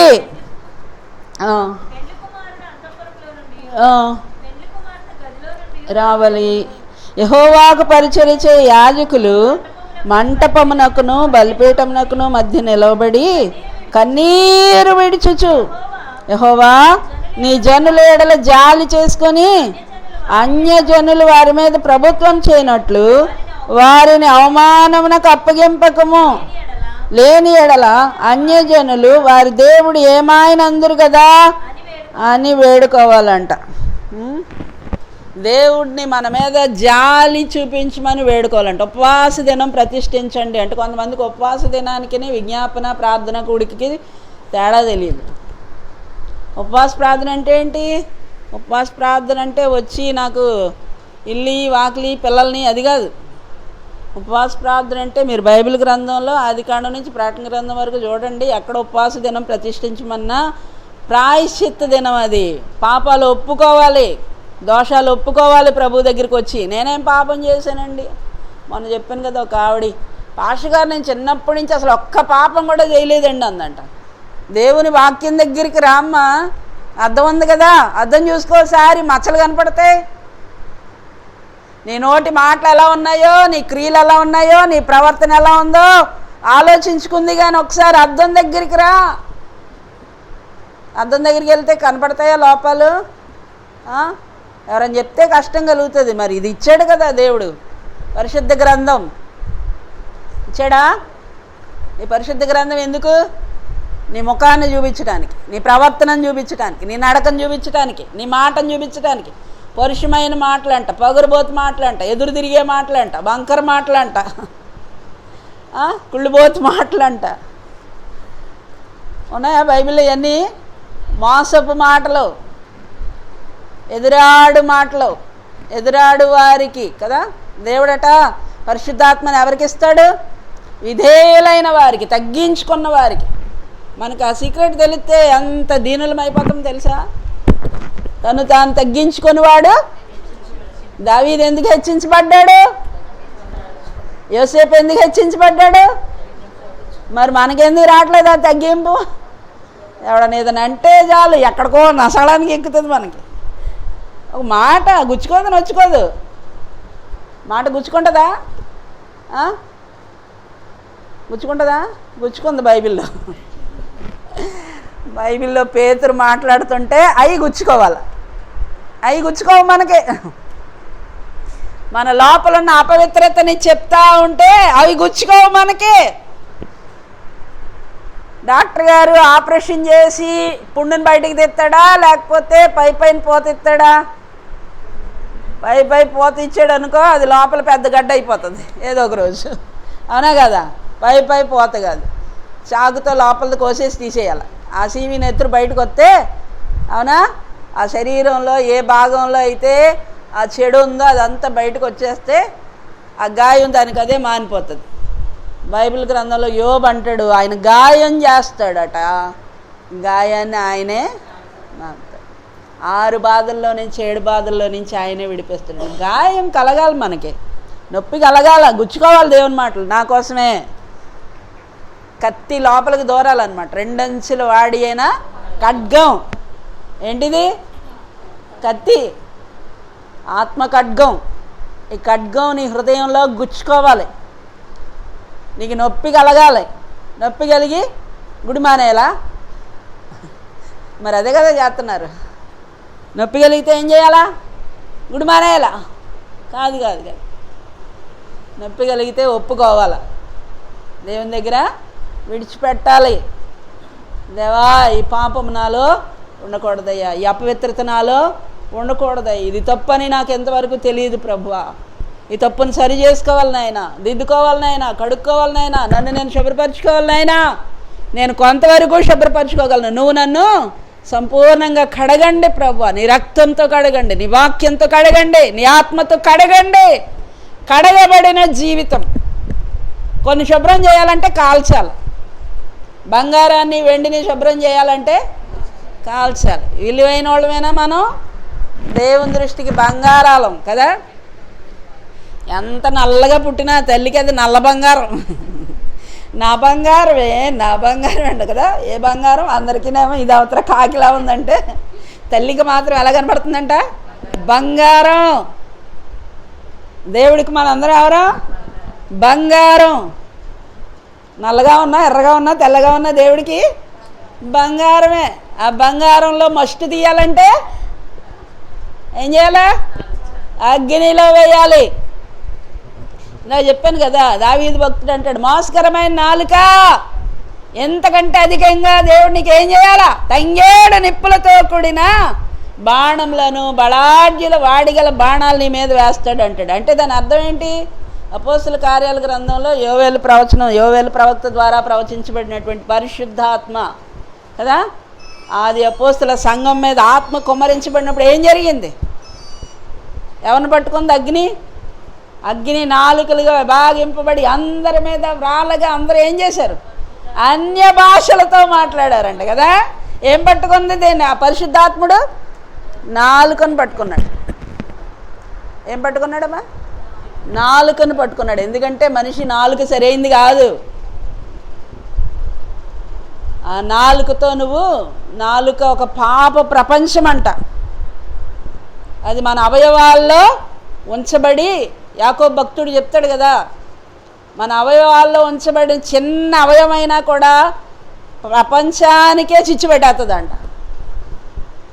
కాబట్టి ఆ నాలుకను పట్టుకున్నాడు దేవుడు మొట్టమొదట. పరిశుద్ధాత్ముడు వాళ్ళ మీద కుమ్మరించబడినప్పుడు వాళ్ళ నాలుకలు పట్టుకున్నాడు. మనం కూడా దేవుని సన్నిధికి వచ్చి, దేవా నా నాలుకను పట్టుకో ప్రభువా, మోసకరమైన ఈ నాలుక, అబద్ధంలాడు ఈ నాలుక, నీ ఆత్మతో నింపబడి నీ అగ్నితో కాల్చబడాలి ప్రభువా. అది పట్టుకొని అగ్ని నీ నాలుకను కాల్చే వరకు మోకరించి ప్రార్థన చేయాలి. అది పరిశుద్ధాత్మ పొందుకోవడం అంటే అది. అప్పుడు నీ మాట మారిపోద్ది, నీ ప్రవర్తన మారిపోద్ది. నీ నాలుకను పట్టుకుంటే అన్నీ మారిపోతాయి. నాలుకను నగదుగా వాడుకోగలిగితే పాడు కాదు బ్రతుకు, ఓడిపోదు బ్రతుకు. నాలుక అది ఒక పాప ప్రపంచం, నాలుక అది ఒక పాప ప్రపంచం. దోషఘోరములందు మోసములను మెండు, మోసపోకుము నీవు వేషధారివి కాకు. నాలుక ఏం చేస్తుందంటే మనల్ని వేషధారులుగా మార్చేస్తుంది. దేవుని బిడ్డలారా, దేవునికి మన నాలుకను అప్పగించాలి. దావీదు భక్తుడు ప్రార్థన చేసుకున్నాడు, ప్రభువా తంగేడు నిప్పులతో కూడినటువంటి బాణములు వేసి నా నాలుకను పట్టుకో, నా నాలుకను కాల్చి నాయనా, నేను కోరినది సమాధానమే. అవునా? ఏమంటాడు? చిరకాలం నేను కలహప్రియుని యొద్ద కాపురం ఉన్నాను అంటాడు. ఎందుకంటే నోటి మాట సరిదింది కాదు కాబట్టి. ఎవడన్నా ఏదన్నా అంటే మనం ఊరుకుంటామా? మనం ఒక 10 మాటలు అంటాం కదా. అందుకే దేవుడు అంటాడు, దేవుడు ఆకాశమందు ఉన్నాడు, మీరు భూమి మీద ఉన్నారు కాబట్టి మీ మాటలు ఎప్పుడు కూడా ఎలా ఉండాలి? నువ్వు నాలుకతో ఏ మాట మాట్లాడతావో అదే నీ జీవితానికి శాపంగా మారుతుంది, అదే నీ జీవితానికి ఆశీర్వాదకరంగా మారుతుంది. ఈ నాలుకను దేవునికి ఉపయోగించాలా? దేవుణ్ణి స్తుతించటానికి, దేవుణ్ణి ఆరాధించటానికి, దేవుని మహిమపరచటానికి. దేవుణ్ణి అడగాలి, దేవా నా నాలుకను పట్టుకో ప్రభువా, ఎవరి గురించి ఏ విధమైన చెడు తలంపులు చెడు మాటలు నేను మాట్లాడకూడదు ప్రభువా. ఇద్దరు కూర్చున్నామంటే ఇంకా అదే పని, ఇంకా అవునా కదా? ఇద్దరు కూర్చుంటే ఏం మాట్లాడతాయి? మన గురించి ఏమి ఉండదు, టాపిక్ పక్కన వాళ్ళ గురించి ఉంటుంది. అందుకే ఎక్కువగా దేవుని వాక్యంతో సహవాసం చేయాలి. వ్యర్థంగా ఎవరితోనూ సమయాన్ని గడపకూడదు. ఈ లోక స్నేహం దేవునికి విరోధం. లోక స్నేహాలు చేసిన కాడి నుంచి వాళ్ళ మీద చెప్పుకోవడమే కూర్చొని. ఆ మాటలన్నీ నిన్ను ఎక్కడ తీసుకెళ్తాయంటే నరకానికి ఈడ్చుకెళ్ళిపోతాయి అంతే. కాబట్టి నాలుక చాలా పవిత్రంగా కాపాడుకోవాలి. అది నీ వల్ల కాదు, నా వల్ల కాదు. మాట్లాడకూడదు అనుకుంటాం, మౌనంగా ఉందామరా బాబు ఎందుకు వచ్చిన గొడవ అనుకుంటాం కానీ వాళ్ళు 10 మాటలు మాట్లాడితే మనం ఒక్క మాట అయినా మాట్లాడకుండా ఉండలేం. నోరు తెరిస్తే కంపు అనమాట. దేవుని దగ్గర ఎప్పుడు ప్రార్థన చేసుకోవాలి. ఏం పట్టుకోమని? నాలుకను పట్టుకోమని. నిన్ను స్తుతించే నాలుక నాకు దయచే ప్రభువా, నిన్ను ఆరాధించే నాలుక నాకు దయచే ప్రభువా. అనేకుల కొరకు నేను విజ్ఞాపన చేయాలయ్యా. సంఘ సరిహద్దుల విషయాలు పరచబడేటట్లుగా. ఒక సేవకుడి పని కాదు అది, విశ్వాసుల పని కదా. ఒక తోటలో కానీ ఒక పొలంలో కానీ వ్యవసాయకుడు ఎవరైనా పనోళ్ళు పెట్టుకున్నాడు అనుకోండి, 10 మంది పనోళ్ళు వచ్చారనుకో, 10 మంది పని చేస్తే అది అర్ధరాత్రి వరకు చేయాల్సి వస్తుంది. 10 మంది కాదు, ఇంకో 10 మందిని పెట్టుకోండి అయ్యా బాబు. కొంతమంది ఏం చేస్తారంటే ఎవరన్నా పనికి వచ్చారనుకోండి, పనిలో జాయిన్ అవుతే ఇంకో కొత్తగా పనికి వచ్చిన వాళ్ళని ఏమంటారంటే, వచ్చావా ఉండలే 2 రోజులు నీకు తెలుస్తుంది జీతం ఎవడో ఏమేవడో, కష్టపడి పని చేస్తావు, నెల వచ్చేసరికి జీతం ఎవడో ఏమేవడో, ఇదిగో అదిగో అని. రామ్మా వచ్చావమ్మా, రా నీకు తెలుస్తుందిలే, 4 రోజులు చేస్తే నీకు అర్థమవుతుందిలే. ఏంటి వచ్చిన వాళ్ళు బెదర కొట్టేస్తూ ఉంటారు రానివ్వకుండా. జ్ఞానం కలిగిన వాళ్ళు ఏం చేస్తారు? పని భారం ఎక్కువ అవుతుంది, అయ్యగారు 4 పిలిచి రమ్మంటారా, అర్ధరాత్రి వరకు చేయక్కర్లేదు, సాయంకాలం 6 గంటలకు పని అయిపోతుంది, కట్టేసి వెళ్ళిపోవచ్చు జీతం పట్టుకొని. లేదనుకో ఈ 10 మంది పని అయ్యేదాకా ఒప్పుకున్నారు కదా, మరి కోతకు ఒప్పుకొని వచ్చారు, కోత అర్ధరాత్రి దాకా కొయ్యాల్సి వస్తే కొయ్యాలా. జ్ఞానం కలిగిన వాళ్ళు అయితే, తెలివైన వాళ్ళు అయితే ఏం చేస్తారు? ఇంకో 4 పనులు తెస్తాం, అయ్యగారు పెందలాడి అయిపోతుంది పని. అవునా కదా? సంఘం కూడా అంతే. సంఘంలోకి వచ్చిన వాళ్ళు బెదరగొట్టకూడదు అనమాట. అది ప్రభువా ప్రార్థన చేసే బిడ్డలని అయ్యా, పరిచర్య చేసే బిడ్డలని అయ్యా, పాటలు పాడే బిడ్డలని అయ్యా. వాళ్ళు వస్తే నాకు పాటలకు టైం ఉండదేమో, వాళ్ళు వస్తే నాకు ప్రార్థనకు టైం ఉండదేమో, రాకుండా ఉంటేనే బాగుండం కదా. అది కాదు. సంఘ సరిహద్దుల విషయాలు అంటే సంఘంలో ఐక్యత, ప్రేమ, ఒకళ్ళనొకళ్ళు పూరికొల్పుకొని నశించిపోతున్న ఆత్మల కొరకు భారం కలిగి, లోపల ఆశ కలిగి, కన్నీటి అనుభవాలతో దేవుని సన్నిధిలో ప్రార్థన చేయాలండి. ఎవరు నశించి వాళ్ళని నిశ్చయించక అంతటా అందరూ మారు మనసు పొందాలని అందరి కొరకు దేవుడు ప్రాణం పెట్టాడు, కొందరి కొరకేనా? మరి మనం ఎంతమందిని మందిరానికి నడిపిస్తున్నాం సంవత్సరానికి? ఒక్క ఆత్మనైనా, ఒక్క కుటుంబాన్నైనా. నేను యవనస్తులను చూస్తున్నాను బయట, చిన్న డప్పు తీసుకొని కొట్టుకుంటా పాటలు పాడుతూ వీధులు తిరుగుతాం. ఒక్కడే చిన్న మైక్ కొనుక్కొని, ఇప్పుడు 600-500 మైకులు వచ్చాయి కదా, ఆ మైక్ కొనుక్కొని ఆ మైక్ పట్టుకొని ఆ మైక్తో సువార్త చేసేస్తున్నాడు. కొడితే కొట్టించుకుంటున్నాడు, తన్నితే తన్నించుకుంటున్నాడు. భారం. ఆడవాళ్ళు కూడా, మగవాళ్ళే కాదు, ఆడవాళ్ళు కూడా, ఇద్దరు ఆడవాళ్ళు బయలుదేరుతున్నారు సువార్త పరిచర్య కొరకు. మనకు భారం ఏది? వెళ్ళామా, కూర్చున్నామా, అంతేనా? చప్పట్లు కొట్టామా, పాట పాడామా, ప్రార్థన చేశారు, కళ్ళు మూసుకున్నామా? అసలు ప్రార్థన చేసేటప్పుడు నోరు తెర్రేంటండి? సమస్య ఎవరిది? మీదేనాదా? నేను బోర్ బోర్ బోర్ బోర్ అని నా గుండెలు అవిసేలాగా ఏడ్చి ప్రార్థన చేస్తుంటే కూర్చొని పడుకొని నిద్ర ఇవ్వడు అక్కడ, పెద్ద ముసుగేసి నిద్ర ఇవ్వడు అక్కడ. అబ్బా ఏం ఎక్స్పీరియన్స్ అండి బాబు. ఇప్పుడంటే ఆల్ నైట్ పేరు ఏంటి, పగలు అలవాటు అయిపోయింది. ఎళ్ళకాడ తినేసి పడుకోవడం అలవాటు అయిపోయింది. 5:30కేమో టీవీ దగ్గర కూర్చోవడం అలవాటు అయిపోయింది. 10:30 దాకా కదలం. అప్పుడు నిద్ర రాదు అసలు. అప్పుడు అబ్బా బాబోయ్ మెలకు కళ్ళు అనమాట. కళ్ళు అలా తెరిసే ఉంచుతాం ఆ టైం అయ్యేదాకా. నిన్న ఎవరో వాక్యం పాస్టర్ గారు చెప్తున్నారు 5:30కి మొదలవుతాయంట సీరియల్స్. చాలా పేర్లు కూడా చెప్పాడు ఆయన. ఓ 10-20 ఈయనకి ఎలా తెలుసు అనుకున్నాను నేను. ఈయన సీరియల్ పేర్లు అని చెప్తున్నాడు, ఈయనకి ఎలా తెలుసురా బాబు అనుకున్నాను. దానికి కాదు, సమయాన్ని వెచ్చించటం. అద్భుతంగా నీ జీవితం మార్చబడాలి. నీ బిడ్డల జీవితాలు అద్భుతంగా మార్చబడాలి. గొప్ప ఆశీర్వాదానికి వారసులుగా మార్చబడాలి. బిడ్డల కన్నీరు తొడవబడాలి. అన్యరాజులు అవనివ్వండి, ఇంకొకటి అవనివ్వండి, ఏ ప్రభుత్వం వచ్చినా ఎవరికి భయపడే పని లేదు. ఈరోజు క్రైస్తవ్యం ఒక భయంకరమైన పెను తుఫాన్లోనికి వెళ్ళిపోబోతుంది. రాబోతుంది తుఫాన్. రాబోతుందా లేదా? వచ్చేసింది ఆల్రెడీ. మన దాకా రాలేదంతే. ఏం చేస్తారు మీరు? నీ దాకా వచ్చినప్పుడు ఉద్యోగాలు ఉండవు, తినటానికి తిండి ఉండదు, ఓటు హక్కు ఉండదు. క్రైస్తవులు దేశంలో ఉండడానికి వీల్లేదంటున్నారు. నెబుకద్నెజర్ కాలంలో కాదు విగ్రహాలు నిలబెట్టడం.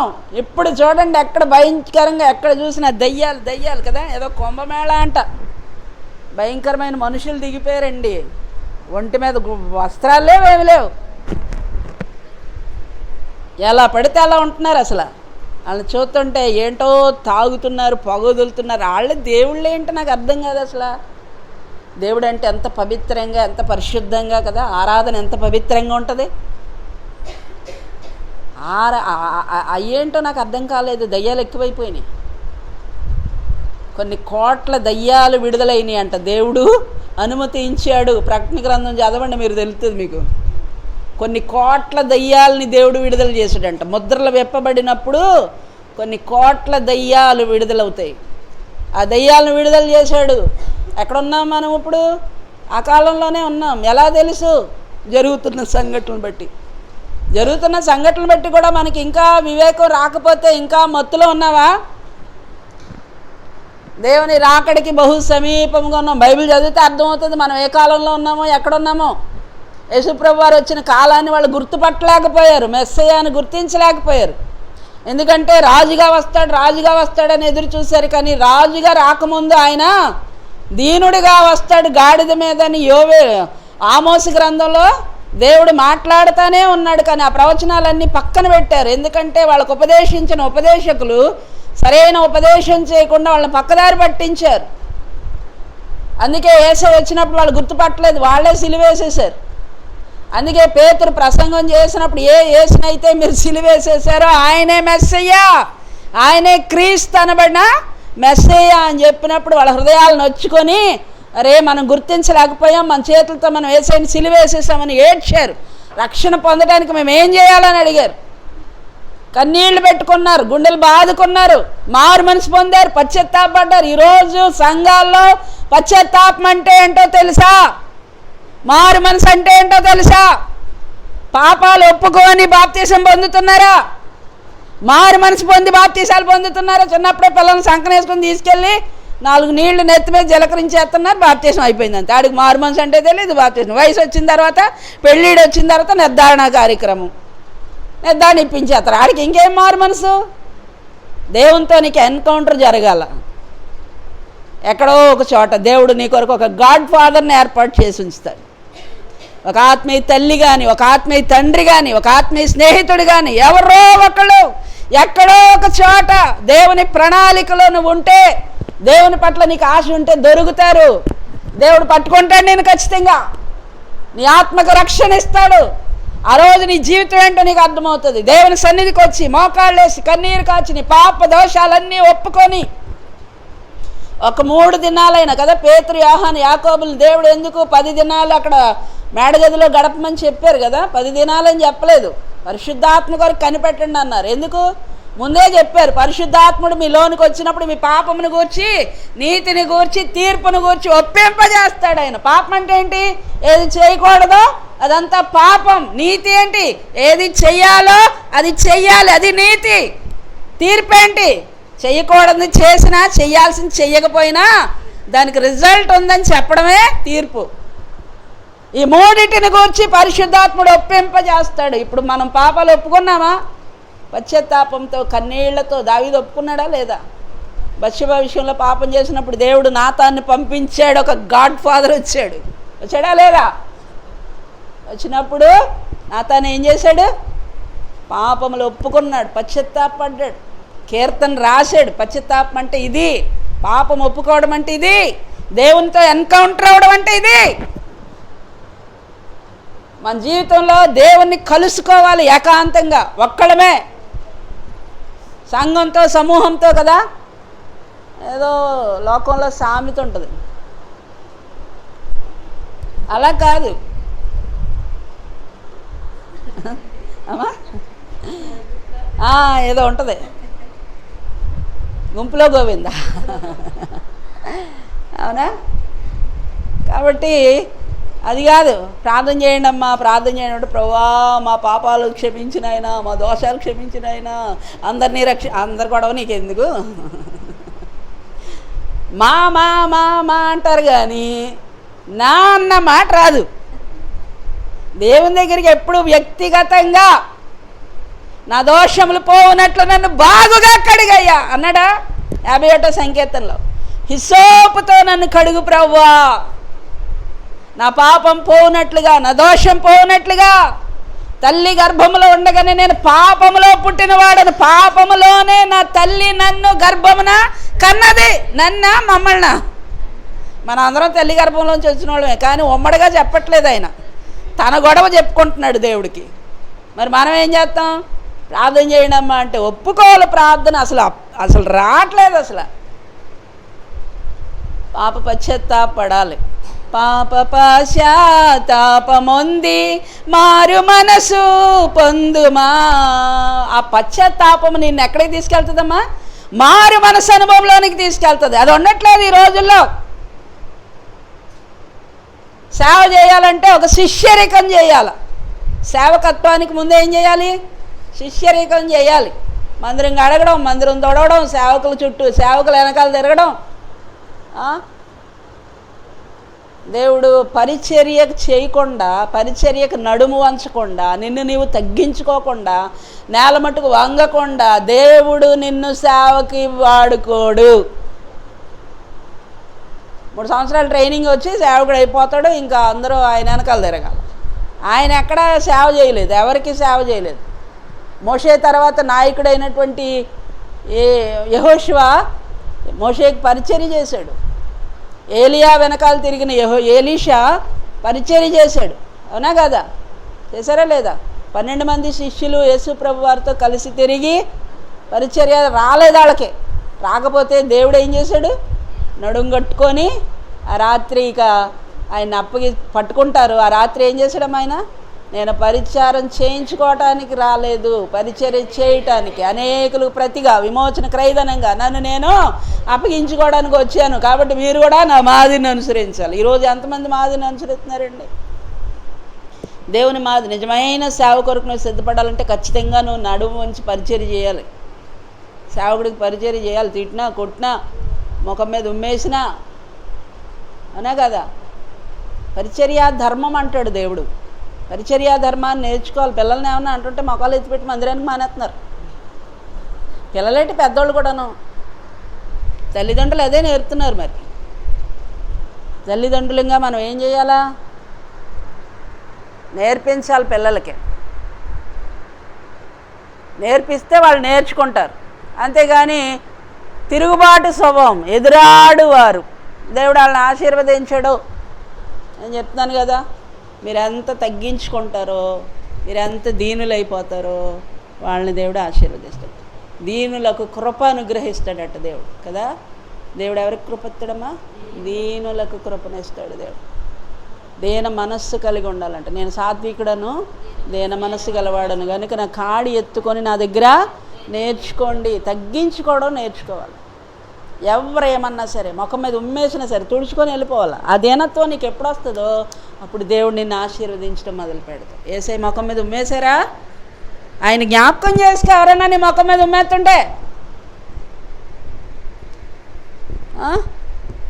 యేసయ్యని తలంచుకోవాలంట. మనం యేసయ్యని జ్ఞాపకం చేసుకోవాలంట. నా కొరకు ఉమ్మి వేయబడ్డావు నాయన, నేను ఉమ్మేయించుకోవాలా. చెయ్యాలో బతుకు ఎందుకురా బతుకుతున్నావు? అమ్మ పేరు పాడు చేసి బాబు పేరు పాడు చేసి జలాయి వేదవలా తిరుగుతున్నావు, పనికి మాలిన వేదవలా తిరుగుతున్నావు, సిగ్గులేదురా నీకు అని ఎవరైనా అన్నారనుకో, నువ్వు ధన్యుడివి, నువ్వు ధన్యురాలివి. ముఖం మీద ఉమ్ము వేయించుకున్న స్థితి, అవమానపరచబడిన స్థితి. పిడిగుద్దులు గుద్దించుకున్నాడు మన కోసం, చెంపలు పెరికి వేశారు. వినేటప్పుడు బాగుంటాయి ఇవన్నీ కదా, ఆచరణలోకి వచ్చేటప్పటికి ఎవరినేమన్నా అంటే అంతేనా, తాసిపోవం సర్రని లెగుతుందా లేకదా? ఎవరది? దుష్టుడు. ఆ దుష్టిని మనసు మనలోని పోవాలి. ఈ స్వభావాలన్నీ పోవాలంటే ఏం చేయాలి? నీ వల్ల కాదు. పాపపు స్వభావం నిన్ను వంగనివ్వదు. ఈ స్వభావం అంతా నీలో పోవాలంటే దేవుని పాదాల దగ్గర మోకాళ్ళు వేసి కన్నీరు కాచి, ప్రభువా ఈ పాపపు స్వభావం నాలోంచి పోవాలి నాయన. సౌలట చెవిటివాడైనట్టు. కొంతమంది అన్నారట, ఈడు రాజేంట్రా, వీడికి ఎందుకు బహుమానాలు తేవాలి మనం అన్నారంట. సౌలులో మంచి క్యారెక్టర్లు ఉన్నాయండి. దావీదులో ఏ క్యారెక్టర్లు ఉన్నాయో సౌలులో కూడా అదే క్యారెక్టర్లు ఉన్నాయి. అర్థమైందా? దావీదు తండ్రి గాడిదలను మేపుతా ఉన్నాడు, తండ్రి గొర్రెలు మేపుతా ఉన్నాడు. సౌలు కూడా తండ్రి గాడిదలు మేపుతా ఉన్నాడు. గాడిదలు తప్పిపోతేనే కదా యాజకుడి దగ్గరికి వచ్చాడు. ఏంటి దేవుడు అంటాడు, నువ్వు సమూయేలు అంటాడు, నువ్వు ప్రవక్తల సమూహంతో కలిసినప్పుడు నీకు క్రొత్త మనస్సు వస్తుంది అంటాడు. అందగాడంట, రూపసి అంట, అందరికంటే భుజముల కంటే ఎత్తుగా ఉన్నవాడంట. దావీదు కూడా రూపసి, అందగాడు, తండ్రి గాడిదలు మేపుతున్నాడు. ప్రవక్తను వెతుక్కుంటూ వెళ్ళినప్పుడు సేవకుడు అంటాడు, ఇక్కడ ప్రవక్త ఉన్నాడు, మనకు మార్గం చూపిస్తాడు. అంటే ప్రవక్త దగ్గరికి ఉత్తి చేతులతో ఏమి వెళ్తాం రా, నా దగ్గర బహుమానం ఏమీ లేదంటాడు. అంటే ఒక సేవకుని దర్శించుకోవాలంటే ఖచ్చితంగా కానుకతో వెళ్ళాలనే ఒక సెన్స్ ఉన్నది. అంటే సౌలులో కూడా అన్నీ మంచి లక్షణాలే కనపడుతున్నాయి. దావీదులో ఏ లక్షణాలు ఉన్నాయో సౌలులో కూడా అదే లక్షణాలు కనపడతా ఉన్నాయి. మరి ఎందుకు సౌలుకి దావీదుకి ఏంటి వ్యత్యాసం? సౌలు దేవుని ఆత్మచేత నింపబడ్డాడు. సౌలు కూడా ప్రవక్తల్లో ఉన్నాడా అని నానుడు ఉందంట ఆ దినాల్లో. సౌలు ఆత్మను పొందుకున్నాడు, దావీదు ఆత్మను పొందుకున్నాడు. ఇద్దరికి ఏంటి తేడా? సౌలు దేవుని మాటకి విధేయుడు కాలేదు, చెయ్యొద్దు అన్న పని చేశాడు. దావీదు కూడా వ్యభిచారం పాపమని తెలుసు, వ్యభిచారం చేశాడు. దేవుడు సౌలు దగ్గరికి సమూయేలుని పంపినట్లే దావీదు దగ్గరికి నాతాన్ని పంపాడు. సౌలు దగ్గరికి సమూయేలు వచ్చినప్పుడు సమూయేలు పశ్చాత్తాపడలేదు, మారుమనసు పొందలేదు, దేవుని మాటలు నిర్లక్ష్య పెట్టాడండి. కానీ దావీదు దగ్గరికి వచ్చినప్పుడు దావీదు ఏం చేశాడమ్మా? పశ్చాత్తాపంతో కూడిన ప్రార్థన, పాపపు టొప్పుకోలుతో కూడిన ప్రార్థన. సంస్కారానికి ముందు పాస్టర్ గారు చెప్పే పాపపు టొప్పుకోలు కాదు. నీ హృదయం మారాలి, నీ మనస్సు మారాలి, నీ అంతరంగం మారాలి. అందుకే ఆల్ నైట్ ప్రేయర్లు. ఆల్ నైట్ ప్రేయర్లు ఎందుకు? మనల్ని మనం దేవునితో ఎన్కౌంటర్ చేయడానికి సరైన సమయం. దేవా, నా దోషం, నా పాపం నా ఎదుటి నుంచి తీసేయనైనా, ఏది నన్ను అంటకూడదయ్యా, అపవిత్రత నాలో అంటకూడదయ్యా.